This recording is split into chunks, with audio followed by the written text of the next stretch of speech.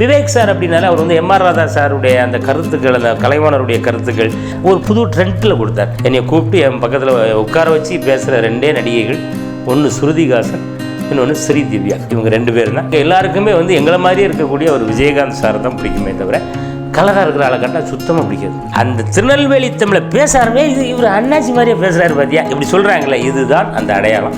இந்த படத்தில் நான் கதைநாயகனாக நடிச்சிருக்கேன். அடுத்த படத்தில் மீண்டும் காமெடியனாக தான் நடிப்பேன்.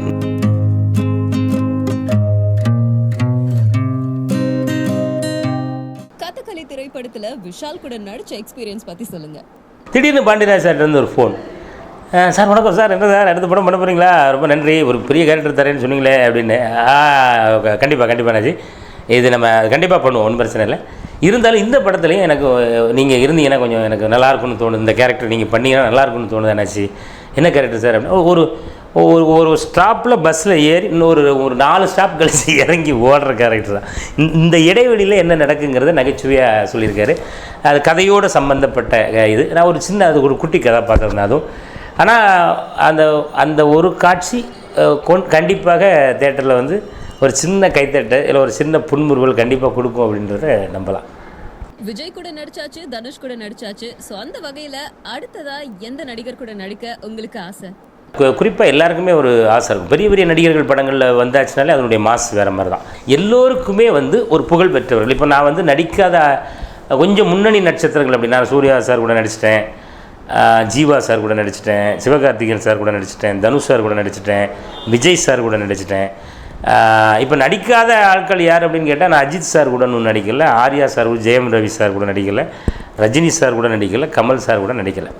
இவ்வளோ தான். ஒரு ரொம்ப அதாவது அதுக்காக மற்ற ஆட்களெல்லாம் நான் ஒரு லிஸ்ட்டில் விட்டுட்டேன்னு சொல்லிடுறாங்க.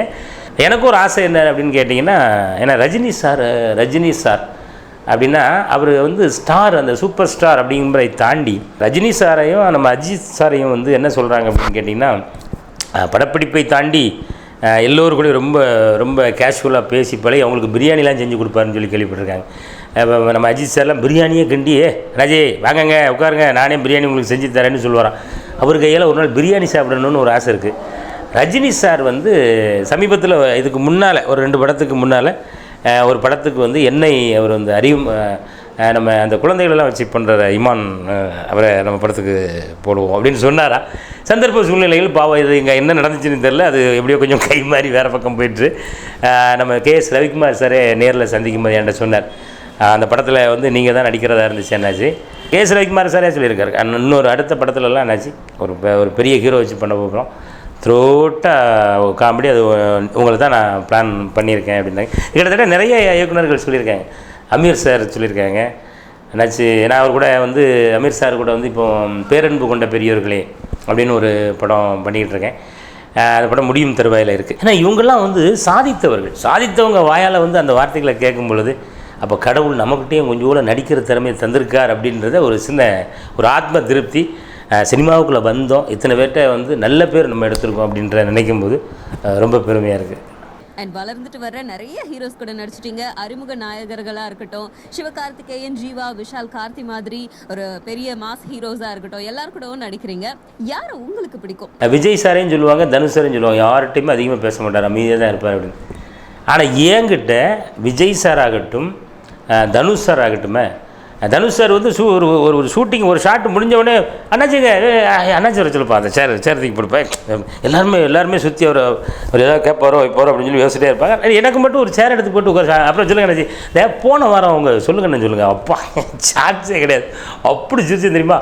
அதே மாதிரி சரியாக கரெக்டாக 1 மணி பிரேக் விடுது அப்படின்னா அண்ணாச்சிப்பா அண்ணாச்சி ஒரு சொல்லுங்கள், அண்ணாச்சி நம்ம கூட சாப்பிட சொல்லுங்கள் அப்படின்னு அண்ணாச்சியை கூப்பிட்டு, இல்லை சார் பரவாயில்ல நீங்கள் சாப்பிடுங்க சார், எனக்கு சாப்பாடு ஒரு கேரியர் தனியாக வச்சுருக்காங்க சார், நான் சாப்பிட்டுக்கிறேன். அவர் சாப்பிட்றதே எவ்வளோ சாப்பிடுவார்னா அதெல்லாம் தயவுசெய்து இது வரைக்கும் வெளியே சொல்லக்கூடாது. இருந்தாலும் நான் பக்கத்துலேருந்து பார்த்ததுனால தனுஷ் சார் வந்து அதிகபட்சம் சாப்பிட்றதே வந்து இவ்வளோ தான். இந்த உண்மையை நீங்கள் எங்கே வேணாலும் தனுஷ் சாரை பற்றி தெரியாத ஒரு உண்மை என்னென்னா மொத்தமே இவ்வளோ தான் சாப்பிட்டார். இப்படி சாப்பிட்டா உடம்பு எப்படி சார் தேரும் அப்படின்னு சொன்னால் இல்லை நாச்சி அவ்வளோதான் போதும், இவ்வளோவில் நானே இவ்வளோவில் இருக்கேன், அதில் குடல் இவ்வளோவில் தான் இருக்கும், அதுக்குள்ளே இந்த சோறு போய் உட்காந்து போதாதா அப்படின்னு ரொம்ப கேஷுவலாக இருப்பார். இது மற்றவங்க சொன்ன விஷயங்கள் அதில் அந்த இடத்துல நமக்கு இதில் உடப்படுது. விஜய் சார் பாருங்களேன், யாரு கூடயுமே பேச மாட்டார் அப்படிலாம் சொல்லுவாங்க, சான்ஸே கிடையாது. விஜய் சார் வந்து இப்படி சிரிப்பாரா அப்படின்னு யோசிக்கிற அளவுக்குலாம் என்கிட்ட பேசும்போது சிரிச்சிருக்காரு. அதே மாதிரி பயங்கர ஹெல்பிங் மைண்ட்.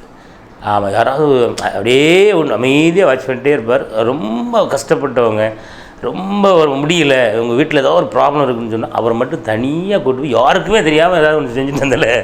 அந்த விளம்பரத்தை விரும்பாத ஒரு மனிதர். இதெல்லாம் நான் கொஞ்சம் அவர் கூட நெருங்கி இருக்க போய் எனக்கு தெரிந்த விஷயங்கள். மற்ற எல்லா நடிகர்களுமே என்னை பொறுத்த வரைக்கும் நான் புதுமுக அறிமுக நடிகர்கள், பெரிய நான் நடித்த எல்லா நடிகர்களுமே வந்து ஒவ்வொரு வகையில் என்னை வந்து ரொம்ப மரியாதையாக ரொம்ப ஜாலியான வகையில் தான் எனக்கு அந்த ரெஸ்பான்ஸ் கொடுத்துருக்காங்க. அதனால் வந்து இந்த நடிகர் தான் கம்ஃபர்டபுளான அப்படிலாம் கிடையாது. என்னை பொறுத்த வரைக்கும் என் கூட ஒர்க் பண்ணுற எல்லா நடிகர்களுமே ஒவ்வொரு விதத்தில் எனக்கு வந்து ரொம்ப பிடித்த ஆட்கள் தான். அண்ட் அதே மாதிரியே நீங்கள் நிறைய ஆக்ட்ரஸ் கூடவும் நடிச்சிட்டீங்க. எந்த ஆக்ட்ரஸ் வந்து நல்லா நடிக்கிறாங்க, நல்லா பண்ணுறாங்க அப்படின்னு உங்களுக்கு தோணுது? எந்த ஆக்ட்ரஸ் கூட உங்களுக்கு நடிக்க ரொம்ப பிடிச்சிருக்கு? நான் வந்து இந்த ஹீரோயின்கிட்டலாம் அதிகமாக எனக்கு பேச முடியாது. ஏன்னு கேட்டால் ஒன்று இங்கிலீஷில் பேசுவாங்க, இல்லைன்னா ஹிந்தியில் பேசுவாங்க, இல்லைன்னா ஏதோ ஒன்று பேசுவாங்க. 2 நடிகைகள் தான் தமிழில் பேசி நான் பார்த்துருக்கேன். தமிழ் தப்பு தப்பாக பேசினாலும் கூட என் கூட ரொம்ப அன்பாக நம்ம கூட பிறந்த ஒரு பிரதர் மாதிரி என்னை நினச்சி என்னை கூப்பிட்டு என் பக்கத்தில் உட்கார வச்சு பேசுகிற 2 நடிகைகள். ஒன்று ஸ்ருதிஹாசன், இன்னொன்று ஸ்ரீதிவ்யா. இவங்க 2 பேர் தான் இன்றைக்கி பாப்புலராக இருக்கக்கூடிய இந்த 2 ஹீரோயின்கள் மட்டும் எந்த இடத்துல கண்டாலும் அண்ணாச்சி அப்படின்னு சொல்லி ஸ்ருதிஹாசன் மேடம் கூட ஒரு நாள் சொன்னாங்க, அப்பா தான் கொண்டு இப்போ விட்டுட்டு போனாங்க அப்படி. ஐயோ உங்கள் அப்பா வந்தாங்கன்னா நான் பார்க்காம விட்டேனே, நான் ஒரு பார்த்துருப்பேனே அப்படின்னேன். இதுக்கு என்ன இப்போ ஒன்றும் ஒரு நாள் வீட்டுக்கு வாங்க, உங்களை தெரியாத அப்பாவுக்கு வாங்க, நீங்கள் ஒரு நாள் வீட்டுக்கு வாங்க, எங்கள் வீட்டில் சாப்பிட்டு போகலாம் அப்படின்னு கூப்பிட்டாங்க. அதுமாதிரி ஸ்ரீதிவ்யா வந்து ரொம்ப ரொம்ப ரொம்ப ஜாலியான ஆள். மற்ற நடிகைகள்லாம் பார்ப்பாங்க, சிரிப்பாங்க, அந்தளவோடு தான் அப்படி தான் போமே தவிர நல்ல ஃப்ரெண்ட்லியாக பேசுகிறது ஸ்ருதிஹாசன் அவர்களும் ஸ்ரீதிவ்யா அவர்களும் தான். இமான் அண்ணாச்சி சினிமாக்குள்ளார வர்றதுக்கு முன்னாடி யாருடைய ரசிகராக இருந்தார்? நான் ஓரளவுக்கு கொஞ்சம் கொஞ்சம் கொஞ்சம் வாலிப அந்த மாதிரி இருக்கும்போது வந்து கௌதமியினுடைய பயங்கரமான ரசிகர் தான். ஏன்னா அந்த ஏரியாவில் சொல்லும்போது உங்கள் ஆள் படம் போட்டிருக்கப்பா அப்படி தான் சொல்லுவாங்க எல்லாருமே. அது எங்கள் வட்டாரங்களில் அது சொல்லுவாங்க. எனக்கு நடிகர் ஜெய்சங்கர் சாரை வந்து எனக்கு அப்படி பிடிக்கும். அப்புறம் ஜெய்சங்கர் சார் காலத்திற்கு பிறகு வந்து விஜயகாந்த் சார். ஏன்னா அந்த வில்லேஜில் இருக்கிற எல்லாருக்குமே வந்து விஜயகாந்த் சார் தான் பிடிக்கும். ஏன்னா எல்லாருமே அவரை மாதிரியே இருப்பாங்க. அப்போ எல்லாருமே வந்து நாங்கள் பவுடர்லாம் போட்டு அப்படி தலையெல்லாம் அப்படி இழுத்து விட்டு அப்படி போட்டால் பின்னல்லாம் அப்படியே முடி அப்படி சுருட்டி இட்டு விட்டு அப்படி தட்டிக்கிட்டு பார்த்து அப்படி பார்த்தா அப்படியே விஜயகாந்த் மாதிரியே இருக்கியப்பா அப்படின்னு நான் எங்களுக்குள்ளே சொல்லிக்கிறது. அதனால் எங்கள் எல்லாருக்குமே வந்து எங்களை மாதிரியே இருக்கக்கூடிய ஒரு விஜயகாந்த் சார் தான் பிடிக்குமே தவிர கலராக இருக்கிற ஆளை கட்டால் சுத்தமாக பிடிக்காது. அதெல்லாம் நான் எந்த நடிகர்லாம் பயங்கர கலராக இருக்காங்களோ அவங்களெல்லாம் கண்டால் நமக்கு என்னப்பா இவ்வளோ கலராக இருக்காங்க, எங்களுக்கு அவர் தான் விஜயகாந்த் தான் பிடிக்கும். பொதுவாக காமெடி அப்படின்னு பார்த்தீங்கன்னா ஒரு கவுண்டமணி செந்தில், ஒரு விவேக், ஒரு வடிவேலு அப்படின்னு சொல்லுவாங்க. அவங்கவுங்க இடத்த வந்து அவங்க தக்க வச்சுக்கிட்டாங்க. பட் இப்போ பார்த்தீங்கன்னா நிறைய காமெடி ஆர்டிஸ்ட் இருக்காங்க. அவங்க எல்லாருமே அவங்களுக்கான இடத்த தக்க வைக்கிறதுக்கு தான் போராடிட்டு இருக்காங்க அப்படின்னு சொல்லணும். ஸோ இந்த மாதிரி முன்னாடி உள்ள காமெடி ஆக்ட்ரஸ் தக்க வச்சுக்கிட்ட இடத்த இவங்க யாராலையும் தக்க வைக்க முடியல. எதனாலன்னு நினைக்கிறீங்க? தனித்தன்மை அப்படின்னு ஒன்று இருக்கணுமா? அதாவது இப்போ வடிவேல் சார் அப்படின்னாலே வந்து அவர் விளையாடாத இடமே கிடையாது. அவர் வந்து ஸ்லாங் ஆகட்டும், உடல் மொழியாகட்டும், எல்லா துறையிலுமே வந்து ஒரு தனித்தன்மையை காமிச்சிட்டு போயிட்டார். நாகேஷ் சார் வந்து எப்படி ஒரு உடல் மொழி காமெடி பண்ணுவாரோ அதே மாதிரி வடிவேல் அப்படிம்பாரு அந்த உடம்பை பூரா அப்படி முறுக்கி புளிஞ்சி அப்படி பண்ணுறவர். விவேக் சார் அப்படின்னாலே அவர் வந்து எம்ஆர் ராதா சாருடைய அந்த கருத்துக்கள், அந்த கலைவாணருடைய கருத்துக்கள், இந்த கருத்துக்கள் எல்லாம் வந்து ஆஹா ஐயோ டே சொன்னா நம்புங்கடா அப்படின்னா இந்த மாதிரியான ஒரு விஷயங்களை ஒரு புது ட்ரெண்டில் கொடுத்தார். அது புதுசாக இருந்துச்சு. கவுண்டமணி சார் அப்படின்னா ஆட பண்ணி மூஞ்சுவாயா அப்படின்னா அது ஒரு பேட்டர்னில் கொடுத்து விட்டார். அண்ணே சொல்லுங்கண்ணே அப்படின்னா செந்தில். இவர்களெல்லாம் ஏன் நம்ம நினைவில் நிற்கிறாங்க அப்படின்னு சொன்னால் ஒரு தனித்தன்மை இருந்தது, அதுதான் உண்மை. இந்த தனித்தன்மையை யார் முழுமையாக மக்கள்கிட்ட கொடுக்குறாங்களோ கண்டிப்பாக அவங்களுக்கு வந்து அதுதான் அடையாளம். இப்போ எனக்கு வந்து நீங்கள் ஒரு படத்தில் நான் நடிக்கிறேன் அப்படின்னா என்னுடைய டப்பிங் வாய்ஸை நீங்கள் வேறு யாரை வச்சும் போடவே முடியாது. என்னுடைய வாய்ஸே வேறு. இது மிமிக்ரி ஆர்டிஸ்ட்லாம் பல பேர் ட்ரை பண்ணி பார்க்குறாங்க, மேடைகள் எல்லாம் போடுறாங்க. என்னுடைய அந்த ஸ்லாங்கை பிடிச்சிடுறாங்களே தவிர என்னுடைய வாய்ஸை வந்து ஓரளவுக்கு டச் ஆகி வராங்களே தவிர முழுமையாக என்னுடைய வாய்ஸ் அவங்க பேச முடியல. அந்த திருநெல்வேலி தமிழை பேசாருமே இவர் அண்ணாச்சி மாதிரியே பேசுகிறாரு பார்த்தியா இப்படி சொல்கிறாங்களே, இதுதான் அந்த அடையாளம். இந்த அடையாளத்தை மக்களுக்கு முன் நிலைநிறுத்துவதற்கு நானும் அந்த நகைச்சுவை நடிகர் பட்டாளத்தோடு நானும் அப்படியே ரேஸில் ஓடிக்கிட்டே இருக்கேன். இன்னும் கொஞ்ச நாள் கழித்து தான் தெரியும் மக்கள் யார் யாருக்கு என்னென்ன ஏரியாக்களை ஒதுக்குறாங்க, என்னென்ன இலாக்காக்கள் ஒதுக்குறாங்கன்னு தெரியும். கண்டிப்பாக நானும் வந்து தமிழ் மக்களின் இதயத்தில் வந்து இமானண்ணாச்சின்னு ஒரு காமெடி நடிகர் இருந்தார். அவர் இப்படி தான் பேசுவார். ஏலே இன்னும் சொல்லுதா, கேக்கியா, வச்சியா அப்படின்னு பேசினாலே அது இமானண்ணாச்சி ஸ்டைல் அப்படின்னு அந்த நிலை கண்டிப்பாக ஒரு நாள் மக்கள்கிட்ட அந்த டாக் வரும் அப்படின்னு நம்புகிறேன். இப்போவே கொஞ்சம் வந்திருக்கு. இதை முழுமையான அளவில் வெற்றி பெறுவதற்கு உங்களுடைய அன்பான உதவியும் எனக்கு கண்டிப்பாக வேணும். அண்ட் நிறைய காமெடி ஆக்டர்ஸ் இப்போ வந்து ஹீரோவாக பண்ணுறாங்க. ஸோ நீங்கள் எப்போ ஹீரோவாக பண்ண போகிறீங்க? அந்த மாதிரி ப்ராஜெக்ட், அந்த மாதிரி ஒரு சந்தர்ப்பம் உங்களுக்கு கிடைச்சா நீங்கள் ஹீரோவாக ஆக்ட் பண்ணுவீங்களா? எனக்கு வந்து ஹீரோவாக நடிக்கணுங்கிற ஆசையெல்லாம் கிடையாதுமா. ஆனால் என்ன ஒரு விஷயம் என்னென்னு கேட்டிங்கன்னா, நிறைய பேர் வந்து என்கிட்ட அப்படி கேட்குறாங்க. ஒரு 6-7 டேரக்டர்கள் வந்து எனக்காக சொல்லிட்டாங்க, அண்ணாச்சி அப்படி பண்ணுறோம் பாருங்க, நீங்கள் இப்படி வரீங்க அப்படின்னு. வந்து எனக்கு தெரிஞ்சது காமெடி அப்படின்னு நினச்சிக்கிட்டு இருக்கேன். நான் பண்ணுறது காமெடின்னு நான் நினச்சிக்கிட்டு இருக்கேன். இதை மக்கள் ஏற்றுக்கிட்டுறாங்க, அங்கங்கே சிரிக்கிறா வைக்கிறோம். ரைட், அப்போ நம்ம பண்ணுறது காமெடி தானோன்னு நினச்சி இப்போ தான் படிப்படியாக நாங்கள் வந்து வந்துக்கிட்டு இருக்கோம். ரெண்டாவது, உங்களுக்கே தெரியும், டேய் நீலாம் காமெடியை விட்டு வேறு எங்கேயாவது போனேன்னு வையன் பிச்சு படம் பிச்சுன்னு நீங்கள் சொல்கிறது எனக்கு கேட்குது, இங்கே வரைக்கும் கேட்குது. அதனால் அந்த மாதிரி தப்பெல்லாம் நான் கண்டிப்பாக பண்ண மாட்டேன். அந்த நேரத்தில் நம்ம நண்பர் ஒருத்தர் வந்து ஒரு கதை சொன்னார். ரொம்ப பயங்கர கலகலன்னு ரொம்ப கலகலப்பாக போகிற மாதிரி ஒரு கதை. அந்த கதையில் வந்து அண்ணாச்சி தயவு செய்து சொல்கிறேன், இந்த கதை நீங்கள் மட்டும்தான் நடிக்க முடியும். குழந்தைகளுக்கான இது ஒரு கதைன்னார். என்னடா குழந்தைகளுக்கான மேட்டர்னு சொல்கிறாங்களே, ஏன்னா நம்ம குட்டிச்சுட்டிஸ் கொடுத்துட்ருக்கோம். குழந்தைகளுக்கு கண்டிப்பாக நம்மளை எல்லா வீட்டு குழந்தைகளுக்கும் என்ன தெரிஞ்சிருக்கு. குழந்தைகளுக்கான கதை அப்படின்னோடனே, ஆனால் என்னென்ன சொல்கிறீங்க, குழந்தைகள் கதையில் எப்படி நான் ஹீரோ?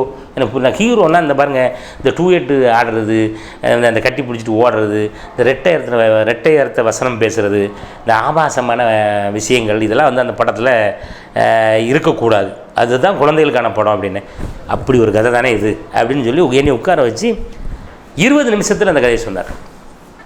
இது ஒரு மேட்ரு, இது ஒரு விஷயம். இந்த இடத்துல நீங்கள் இருக்கிறது வந்து இந்த கதையினுடைய நாயகனாக உங்களை சுற்றி தானே அந்த கதை அப்படியே ட்ராவல் ஆகுது. பார்த்தீங்களா, நான் சொல்கிறது உங்களுக்கு புரியுதா என்ன? இது கொஞ்சம் ஏற்றுக்கொள்ளும்படியாக இருந்துச்சு. என்ன அப்படின்னா, நம்மை தாண்டி வந்து நம்ம அப்படியே கலராக ட்ரெஸ் போட்டுட்டு அப்படியே டூயட் ஆடுறது, அப்படியே ஹீரோயினை பார்த்து ஜொல்லு அடிக்கிறது, தேவையில்லாத விஷயங்கள், அருவருக்கத்தக்க விஷயங்கள்லாம் அந்த படத்தில் இல்லை. குழந்தைகளுக்காகவே ரெடியான இது. என்ன அந்த படத்தினுடைய தலைப்பு வச்சுருக்காங்கன்னா, குட்டி பட்டாளம் அப்படின்னு வச்சுருக்காங்க. அப்போ ரைட்டு, நான் வந்து கதாநாயகன்லாம் நீங்கள் தயவுசெய்து வெளியெல்லாம் சொல்லக்கூடாது. இது வந்து கதையின் நாயகன். இந்த கதைக்கு வந்து இந்த படத்தில் நான் நடிக்கிறேன். இப்போ இந்த படத்தில் நடித்தோன்னே நீங்கள் கேட்பீங்க, அண்ணாச்சிக்கு வந்து ஹீரோ ஆசை வந்துருச்சு போல் இருக்கையா அப்படின்னு நீங்கள் நினச்சிங்கன்னா உங்களை அந்த கடவுள் தான் காப்பாற்றணும். அண்ணாச்சி இந்த படத்தில் கதையின் நாயகனாக குட்டிப்பட்டாளத்தில் குழந்தைகளுக்காக நடிக்கிறேன். அதுக்கு அடுத்து மீண்டும் எல்லா திரைப்படங்களிலையும் காமெடி கேரக்டர் மட்டும்தான் நடிப்பேன். கதாநாயகனாக ஒருபோதும் நடிக்க மாட்டேன் என்பதை நான் இந்தியா கிளிட்ஸ் நேயர்கள் சார்பாக கூறி விடைபெறுகிறேன். நன்றி, வணக்கம்.